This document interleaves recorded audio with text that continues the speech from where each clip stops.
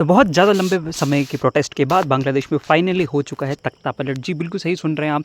शेख हसीना जी देश छोड़ के जा चुकी हैं और इस the time of video recording वो इस वक्त भारत में है।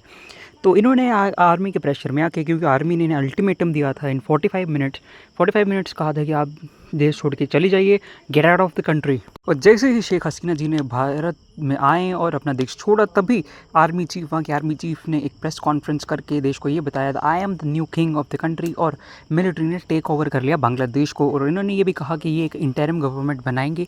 अब इंटरिम गवर्नमेंट बनाएंगे नहीं बनाएंगे ये बहुत देखने वाली चीज़ होगी, और आगे क्या होता है ये देखने वाले। अब जानने का बहुत इंपॉर्टेंट चीज़ है कि भाई बांग्लादेश में ये सब हो क्यों रहा है। तो इवेंट्स को अब समझना पड़ेगा आपको ये समझने से पहले। तो सबसे पहले हम इवेंट समझ लेते हैं कि क्या क्या हुआ बांग्लादेश में।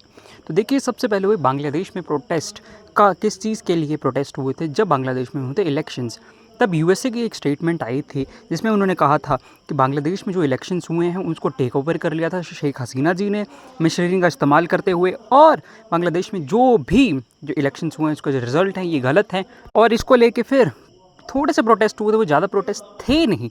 फिर एक स्टेटमेंट आती है बांग्लादेश की शेख हसीना की तरफ से कि एक वेस्टर्न कंट्री है। इन्होंने इशारा करते हुए यूएसए की तरफ जो इशारा किया था, पूरी मीडिया समझ गई थी कि वो एक नई कंट्री बनाना चाहते हैं। अगर बांग्लादेश ने उन्हें एक आर्मी बेस नहीं दिया, एक मिलिट्री बेस नहीं दिया अपने देश में, तो म्यांमार और बांग्लादेश को तोड़ के वो एक नया देश बना देंगे। तो इनका इशारा था यूएसए की तरफ। अगर आपको इमरान खान याद हो, इन्होंने भी यही कहा था कि भाई मेरे को तो यूएसए ने हटाया है, इन्होंने भी यही कहा था।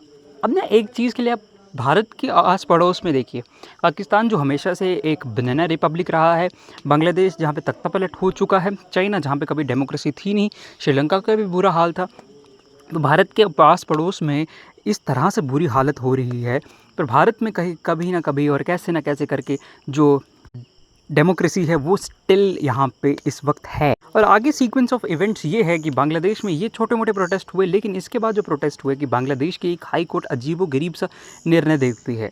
वो कहते हैं कि जो 30% आरक्षण था उसको जीवित रखा जाएगा। आपने एक बार फ्लो चार्ट देख लीजिए जिसमें आपको दिख जाएगा कि किस टाइप के जो है आरक्षण था। 56% आरक्षण था बांग्लादेश में। 30% जो सबसे इम्पॉर्टेंट है वो है फ्रीडम फाइटर्स के लिए। उसी को क्वैश करने के लिए इस हाई कोर्ट के डिसीजन के बाद आ गए लोग सड़कों पे।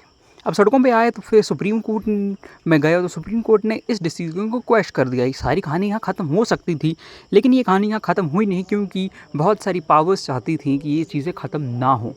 अगर आप बांग्लादेश को देखोगे तो वहाँ पे भारत के साथ बहुत ही फ्रेंडली रिलेशन है, और भारत ने वहाँ पे एक पोर्ट भी अभी अभी लिया है जो चाइना से लिया था।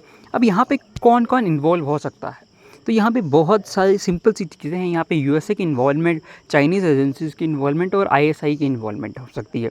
यूएसए की बात करें तो उन्होंने पहले ही कहा था वो देश को तोड़ के एक नया जो है देश बनाना चाहते हैं, जब उनको मिलिट्री बेस नहीं मिला। यूएसए के तो समझ आ गया, चाइना और आईएसआई यानी पाकिस्तान की क्या है। तो देखो ये सारे हैं एंटी इंडिया एलिमेंट्स, मतलब भारत को तोड़ने की जो चालें हैं वो ये हैं। और एक और चीज़ यहाँ पे देखने वाली है, ये कहा क्यों जा रहा है, क्योंकि जो प्रोटेस्टर्स थे, जैसे ही शेख हसीना जी अपने देश से गईं तो ऐसे ऐसे दृश्य सामने आने लगे।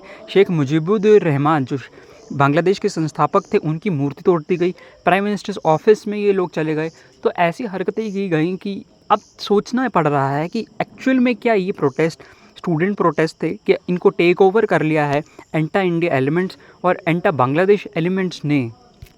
टिल देन अब भी जो भी डेवलपमेंट्स होंगे उस पर हम रेगुलर वीडियोस बनाते रहेंगे। टिल देन जय हिंद, वंदे मातरम।